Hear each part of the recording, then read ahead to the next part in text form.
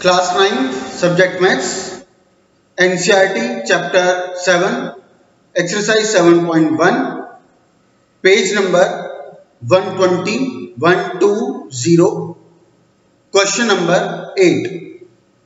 कल हमने last video में 6th क्वेश्चन क्लास में डिस्कस किया था, सॉरी हाँ 7th क्वेश्चन मैंने तुम्हारे ऊपर छोड़ा था और बहुत ही अच्छा रिस्पॉन्स आया। मुझे उतना रिस्पॉन्स आएगा ऐसी उम्मीद नहीं थी। मुझे था कि जो बीच में एक एंगल प्लस करना है शायद स्टूडेंट उसमें फंसेंगे, हो सकता है ना कर पाए, लेकिन मेरे लिए एक बड़ी बात थी कि मैंने उसके जैसा केवल एक ही एग्जांपल समझाया जो फिगर वाइज उस 7th क्वेश्चन की फिगर से बिल्कुल डिफरेंट था। और मुझे क्योंकि मैं हर साल ऐसा ये देखा करता हूं तो स्टूडेंट 6th क्वेश्चन करवा दिया जाए 7th भी करवाने की नौबत आती थी, लेकिन तुम्हारे साथ वो नौबत नहीं आई। ये मेरे लिए बहुत ही अच्छी बात है कि तुमने उस एंगल को पकड़ लिया जो उस ट्राइंगल के एंगल को कंप्लीट करने में हेल्प करता। तो मोस्टली सभी स्टूडेंट्स ने उसको बिल्कुल ठीक ऐड किया, ऐड करके उसके रिजल्ट्स को भी ठीक से एक्सप्रेस किया। बहुत अच्छे। तो इस ट्राइंगल की 2 क्लासेस तक तुमने देखा, तुम्हें डिफरेंस एक पता ये चला होगा। फर्स्ट 5 क्वेश्चन तुमने देखे बिल्कुल डायरेक्ट थे, कोई डायरेक्ट नहीं था। तीनों आइटम उसमें हमें क्वेश्चन में दी गई थी। कुछ क्वेश्चन में तो 2 बिल्कुल डायरेक्ट लिखी हुई थी गिवन में, कुछ में 3 की 3 बिल्कुल डायरेक्टली गिवन में लिखी हुई थी। जहां 2 थी एक मिसिंग था तो वो वर्टिकली या ऑल्टरनेट, लेकिन था क्वेश्चन में वो, बस उसे हमें आइडेंटिफाई करना था, पहचानना था और पकड़ना था। फिर आपने कल 6th और 7th क्वेश्चन किया, वो उनसे बिल्कुल डिफरेंट पैटर्न पे आ गया, क्योंकि फिगर बड़ी उलझी हुई थी। उन फिगर्स को अलग अलग हमें पहचानना था, उन फिगर्स की अलग अलग साइड्स को आइडेंटिफाई करना था, क्योंकि मिक्स थी। और दूसरा 2 आइटम तो रेडी थी, तीसरी आइटम बिल्कुल ही इनडायरेक्ट थी, उसको आपने एक टुकड़ा एक पीस को प्लस करके पूरा किया। तो उस तरह की कंसेप्ट पहले 5 क्वेश्चन में बिल्कुल भी नहीं थी। तो ये 2 क्वेश्चन बिल्कुल उनसे डिफरेंट कंसेप्ट के आए। तो इससे आपको माइंड डेवलप करना है कि बाहर से जब क्वेश्चन करेंगे तो ऐसा भी हो सकता है, और जब बाहर से इस चैप्टर को करेंगे तो मोस्टली ऐसा ही होगा। कहीं पर कोई एंगल पूरा नहीं होगा तो उसे फेविकॉल लगाकर, फेविक्विक लगाकर आपको पूरा जोड़ना पड़ेगा, पूरा बनाना पड़ेगा, जैसे 6 7th में किया। या कोई साइड पूरी नहीं होगी, साइड के किसी पीस को आपको वेल्ड करना पड़ेगा, चिपकाना पड़ेगा, पूरा करना पड़ेगा, ऐड करना पड़ेगा। तो ठीक ऐसे ही अब तीसरी टाइप का क्वेश्चन आ रहा है, क्वेश्चन नंबर 8। ये तीसरी टाइप का क्वेश्चन है।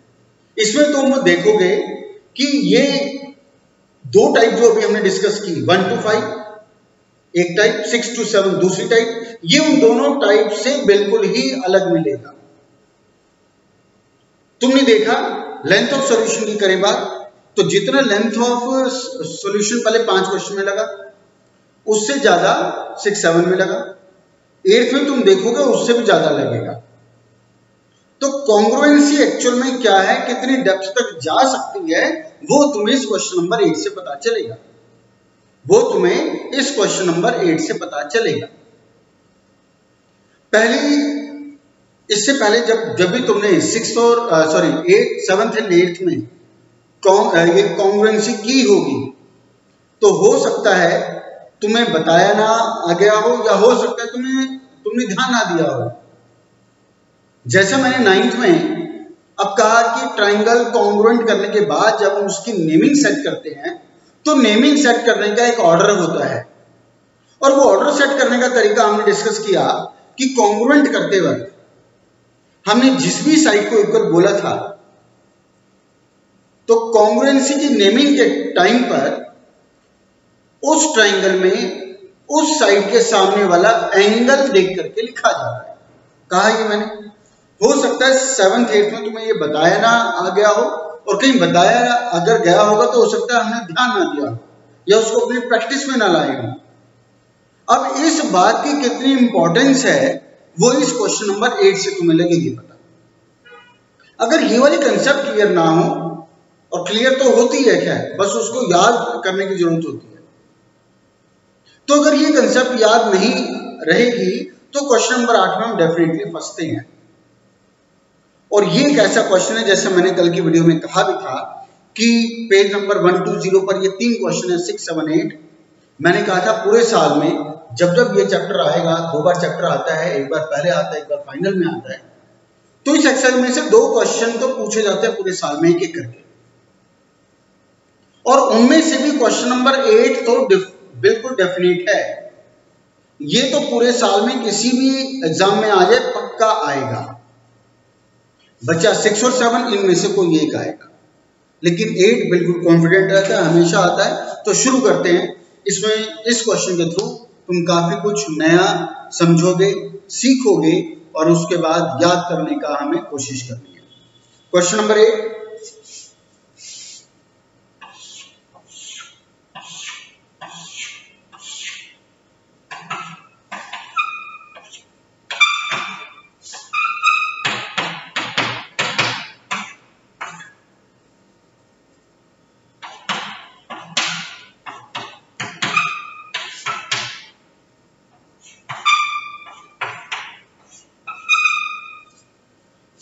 काफी काम है इस क्वेश्चन में। एक तो ये याद रखना कि क्वेश्चन नंबर 8 एग्जाम में बिना फिगर के भी आ सकता है, तो फिगर बनाना भी तुम्हें ध्यान रहे, ऐसा अभी से माइंड मेकअप करो।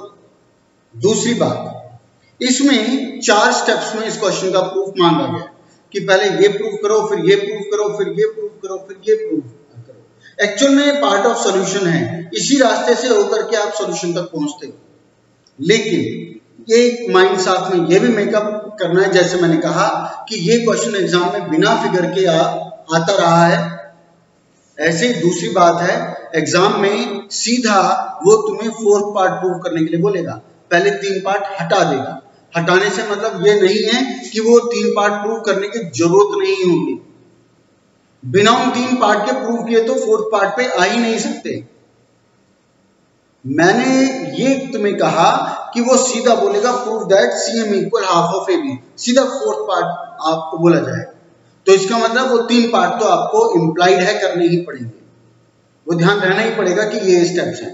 अगर ये चारों लिख करके देता है, फर्स्ट सेकंड थर्ड भी लिख के देता है, फिर तो आपको वे ऑफ सॉल्यूशन पता लग ही गया कि पहले ये चीज करूंगा, इससे ये चीज आएगी, फिर ये चीज करूंगा, फिर ये चीज आएगी। तो पहले इसमें हम लोग गिवन में लिखेंगे ABC is a right triangle that C over, फिर उसने कहा M, फिर लिखोगे गिवन में M is the mid point of AB, M is the mid point of AB, full stop. फिर लिखोगे CM is joined and produced to D, CM is joined and produced to point D such that CM equal DM, such that CM equal DM and join DB also। बस ये तो आपका given का काम। हाँ, एक और फुल स्टॉप लगा करके DM इक्वल, अरे ये तो हो गया, हाँ बस और कुछ नहीं है, DM इक्वल CM, ये सारा हो गया। अब आ जाएगा टू प्रूव।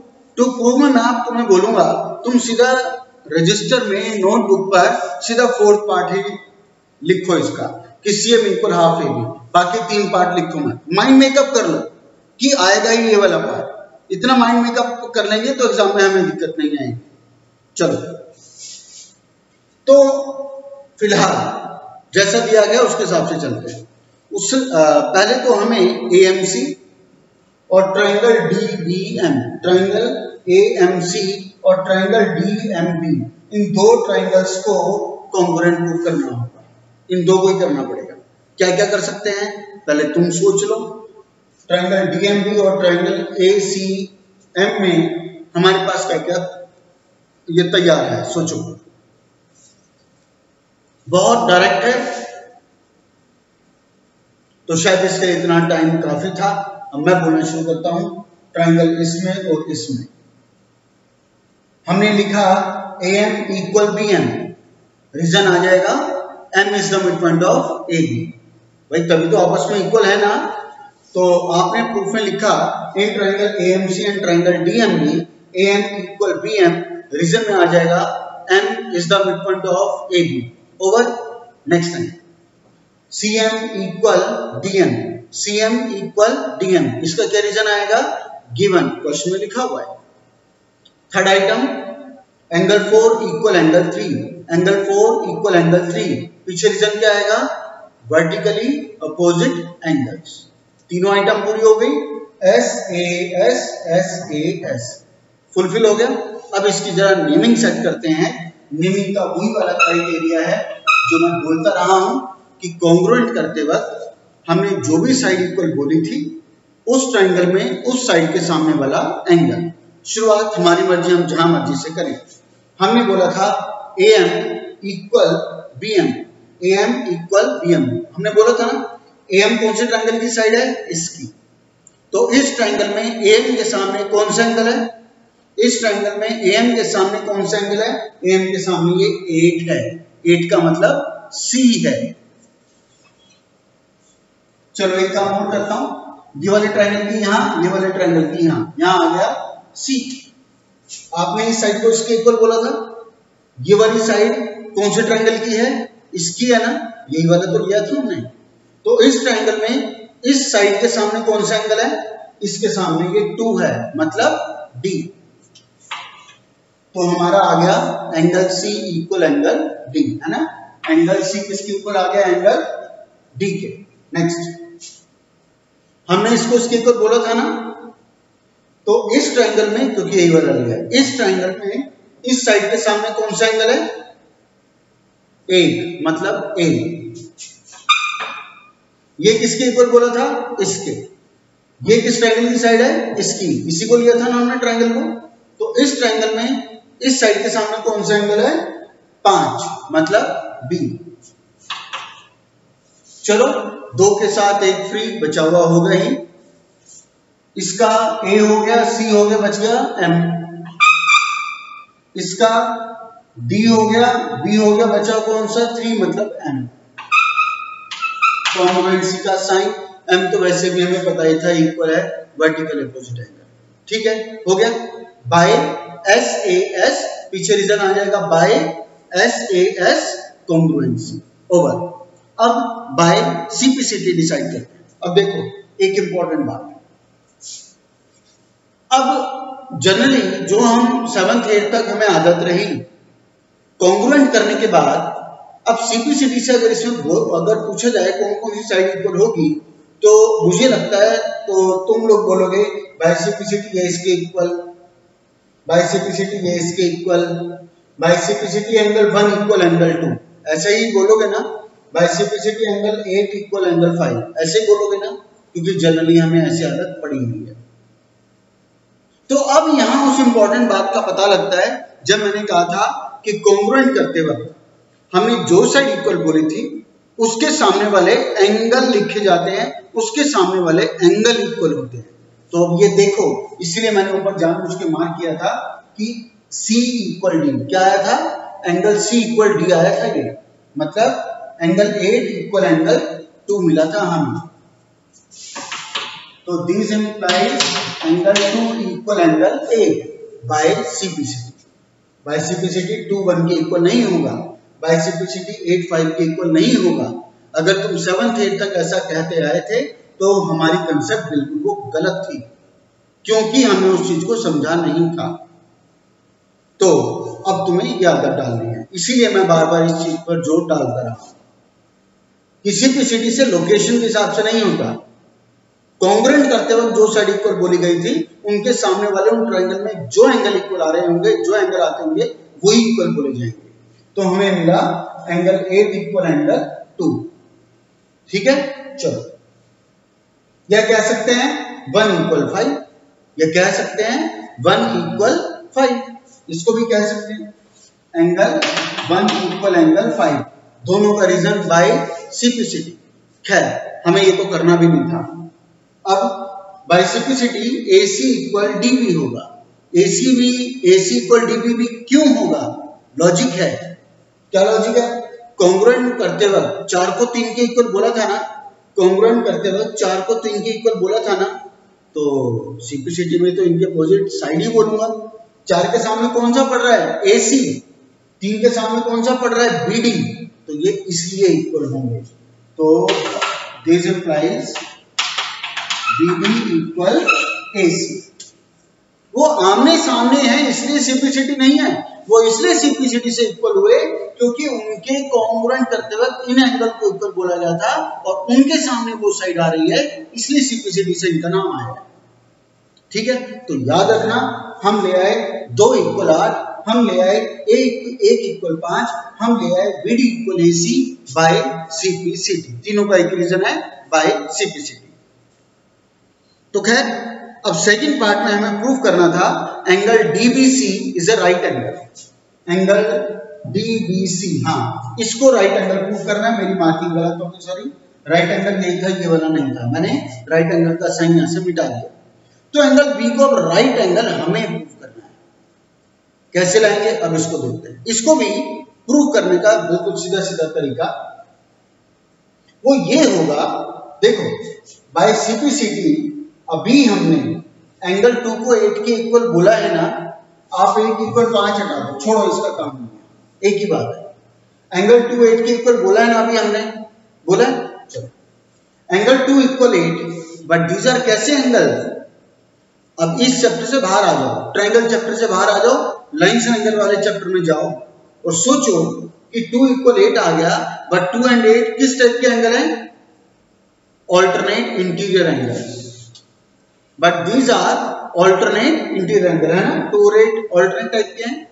तो इसके बाद हम लिखेंगे, एक काम और भी कर लेना, बाय सीपीसीटी में सबसे पहले डाल दो बीडी इक्वल एसी, इसको सबसे पहले डाल दो by CPCT BD equal AC.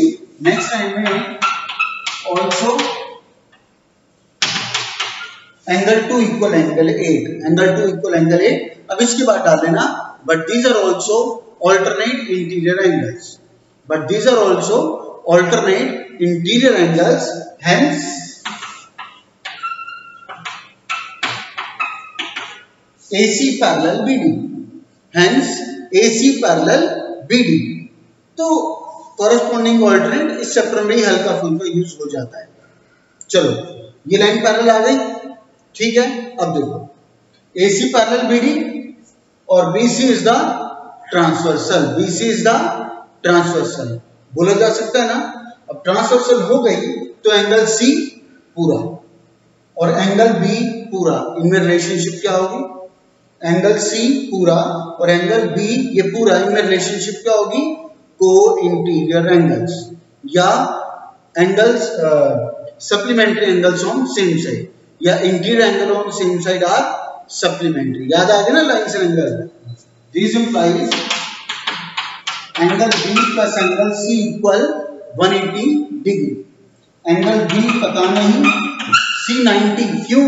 Right angle उसने दिया है हमें, इक्वल 180।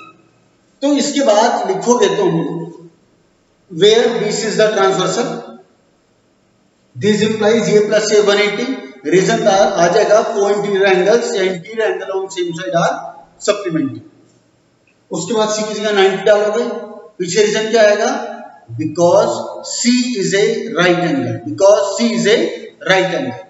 तो इस तरह से एंगल B का आ गया 90 डिग्री, एंगल B आ गया 90 डिग्री।